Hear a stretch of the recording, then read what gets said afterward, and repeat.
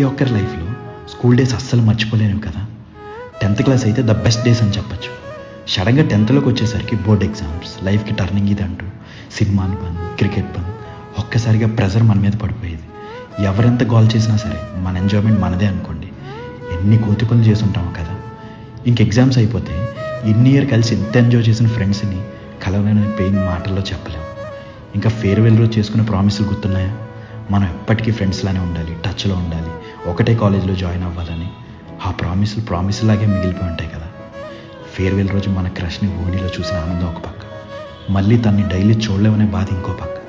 ఇలా 10th క్లాస్తోనే ఆగిపోయిన ప్రేమ కథలు ఎన్నో. హాల్ టికెట్స్ వచ్చేగానే అరే నీ సెంటర్ ఎక్కడ, నీ నెంబర్ ఎంత అనుకుంటూ గోల. ఇంకా మనం కూర్చున్న క్లాస్ రూమ్, బెంచెస్ మీద రాసిన పేర్లు, ఆడుకున్న ground, science lab, school bell. అప్పటి వరకు మనం తిట్టిన టీచర్స్ కూడా బాగా చదువుకుంటారని ప్రేమగా మాట్లాడుతుంటే